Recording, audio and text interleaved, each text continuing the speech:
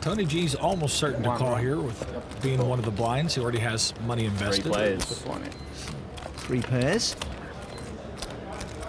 Oh, wow, what a flop! 2 of those pairs have now become sets.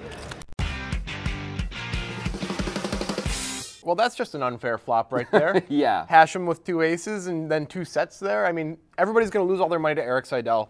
Is there anything to talk about? This is just a cooler, right? I assume there must be something to talk about. Yeah, there must be. We chose this as a hand for the breakdown. That's a good point. Oh, yeah. So pay attention. Something interesting is probably going to happen. Yeah. This is from, by the way, a 100K buy-in in 2012. This is one of the early super high rollers, so people might be playing a little bit differently based on the size of the buy-in. Right, that might play into some of these interesting decisions that we see, and that's probably why Alex Klaus suggested it on Twitter.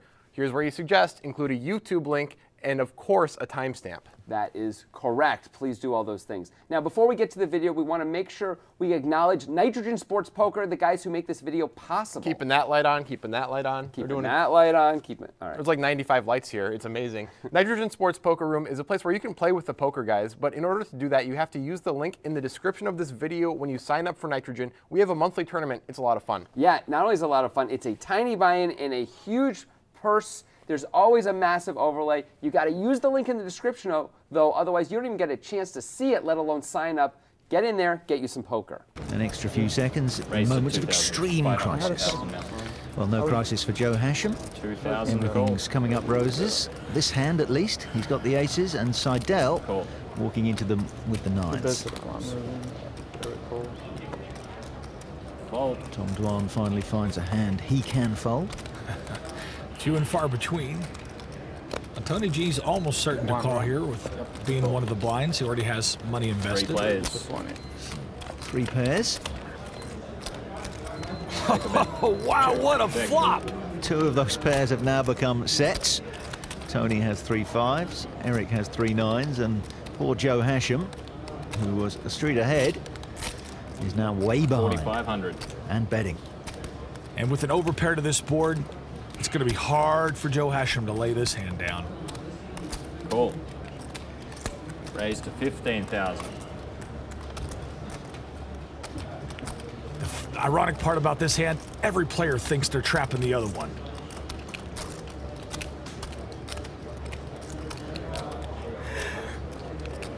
Hachem puts it all in. Now, if you're Seidel, what do you do here? Flat call or come over the top yourself? It looks too suspicious to just flat call. I go ahead and shove myself. Re-raise.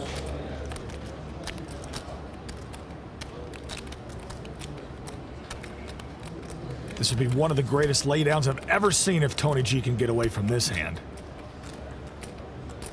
20 seconds.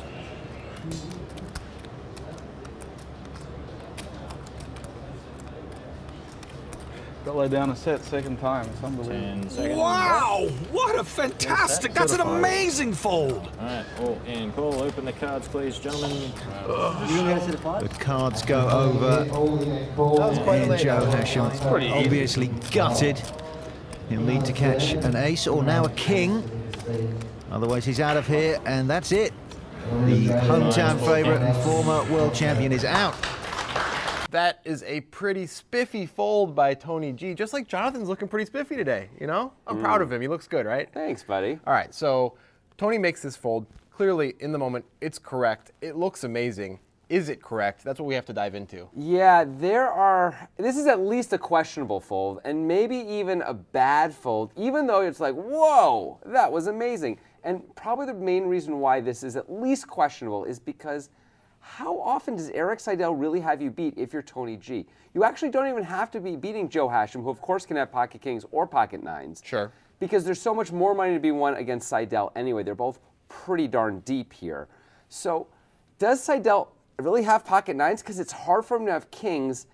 Is he even going to play 9s this way? Obviously he is, but he could have 3-bet a pre-flop. He could have raised the initial flop bet with his value also. It's surprising to think that he might play it exactly this way. It is surprising. However, Tony G really hates nits, right? Yes, he does. I'm sure he thinks Eric Seidel is a nit. I'm going to walk out. If these guys are going to come here, waste my time, I'm going to walk out of the game. It's a joke. F***ing hell, he's thinking 20 minutes every f***ing hand he's playing. F***ing nit. And Tony G for all of his faults, I think he has pretty good reads on a lot of these guys, and he understands how they play. So that might play into his decision, don't you think? Well, that is possible, Yeah. and it's certainly important to remember this is one of the first 100K buy-ins that I think the world had really seen. It was certainly in that early part of the era. And so people may have been playing really differently when the buy-ins were this darn big. And maybe Tony G just knows Eric Seidel ain't shoving a combo draw at this stage for $100,000. Right, now that is a stretch, but look Yeah. at the ease with which Tony G folds here. It's like he knows for sure he's behind. I Yeah. mean, Seidel takes a lot of actions that would lead you to think this isn't really a set, but it's a weird line for any hand. Name a hand this makes sense for that you would normally see where he just calls pre-flop, just calls on the flop, and then over a check raise decides to shove, which, by the way, he does shove even though it says 60,000. Right. We're pretty sure he's shoving there. Yeah, you certainly can't make it 60,000. No, that's not allowed. That would be illegal. Yeah. I mean, the best I can come up with, and I admit this is a stretch, but is a hand like Queen Jack suited, Queen Jack of spades, where he sees a flop with it that's reasonable. He calls because him and Tony G are so deep he doesn't necessarily want to lose Tony G right away. And then once Tony G raises and Joe moves in, he thinks, I can fold out some of Tony G's range, and I don't want to have to check fold the turn if I call this raise by Hachem. And he doesn't want to let go of it either. That's the best I got, which isn't great. It isn't great. It's not really an optimal line for a combo draw, you would think, because when you have a combo draw, you want some level of fold equity. Hashem's already in there. You know, so there's no fold equity against Hachem with a combo draw. That's true. That makes a combo draw seemingly less likely. But at the same time, like we said, it's hard to imagine a set. Another problem for Tony G here is that King 9 suited is definitely out there, definitely in the range, and we have that crushed. Yes. Now, maybe Tony G knows that Seidel would always 3-bet a hand like that because it's not really strong enough. Maybe. But a lot of players on the button, when they're, they might decide to flat with that too. I wouldn't, but a lot of players would for sure. Tony G has to be pretty certain that King 9 suited is not there. Otherwise, this can't be right. I guess it can't. I mean, King 9 suited, there's only 2 combos of that versus 3 combos of pocket 9s. Okay. And maybe Seidel still plays kings sometimes. You know, we're worried about that. The real question is, does Seidel do this with nut flush draws and combo draws? Because if he doesn't, I think this fold is probably correct. If he does, I think we have to call. Yeah, okay. That's probably right. Again, if King 9 suited can be in there, I don't even know if we need those other draws. True. It gets really close because of the price we're being laid. We know we're beating Joe Hachem almost always if we have the King 9 suited, right? We're only losing to 2 5s. I mean, okay, Hachem could have the final combination of kings or the final combination of 9s, but as Seidel, we wouldn't be worried about that, right? We feel very comfortable thinking if he has it, he has it. What are you going to do? But pocket 5s is the only thing to avoid. Let's giggity go, right? Because Tony G himself, giggity go. Tony G himself can have a big draw. I think he really might play it like this. And as we see, Hachem can have a hand like aces or ace king or something like that he just feels married to based on his stack. I think Hachem made the right play, by the way, to move in here. I think that was correct. Me too. Seidel played this interestingly, but also, I don't know if he got max value here. I think raising might be a better play initially on the flop. I don't think Tony G can get away from it if Seidel raises right away. I mean, look, if I would think if Eric Seidel could see Tony G's cards, he would figure it doesn't matter how I play this, I'm getting all the chips no matter what. True. So that's good, right? And I'm going to fold out pretty much anything that's worse than a set, unless Tony G himself has top 2, which he can have, by the way. But unless he has that, he's probably going to end up folding when I move in. Anyway, so it probably doesn't matter. Tony G's going to get it in with top 2 against me anyway. So maybe he thinks it's sort of irrelevant. What he's trying to do is actually price out a hand like the nut flush draw or something like that. Of course, if he wanted to do that, he could have raised on the initial flop bet, right? He's taking a lot of chances along the way, allowing people in on this wet a board, but it works out pretty beautifully. It does work out pretty beautifully, except that Tony G doesn't call. Right. Not as beautiful. I think ultimately, in a vacuum, it's a suboptimal fold, but Tony G knows his opponents, and I guess he thinks the situation means Seidel is not going to go with speculative hands in a spot like this in 100K where people are valuing their tournament lives so much, especially during one of the first 100Ks ever. Everybody's going to be super tight, and that's what Tony thinks. And Tony's always saying, get these nits out of my game, you know? Like yelling at Andrew Roble and stuff. This might end up being sort of like it's the first hand of the World Series of Poker main event, and someone just went all in. Someone just 7-bet you all in, and you have 2 kings.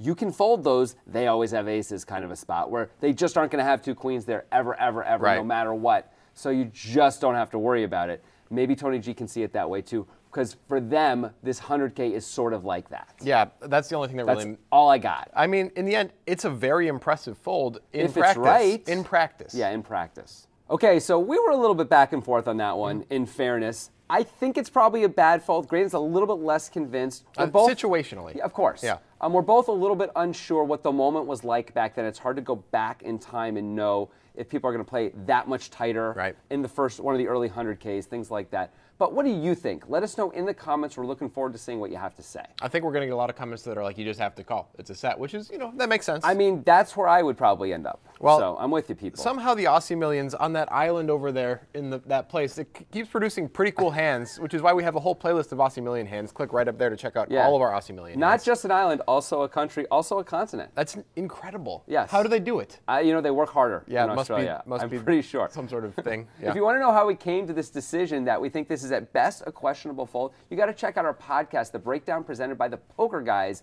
We spent like a good 50 minutes talking about this hand, getting deep into what can Seidel really have, what would he play this way, and what should Tony G do with this very, very strong hand. So that's available on any podcast app you have, iTunes, anything else. You should definitely check it out. I know a lot of you see us say this all the time and you never check out the podcast. You're missing out. You really get to understand where our thoughts come from. It's very valuable. Check it out. Also, the jokes are great. Yeah, I mean, well, subjectively. the jokes are great. Yeah, anyway, if you like this video, make sure you subscribe.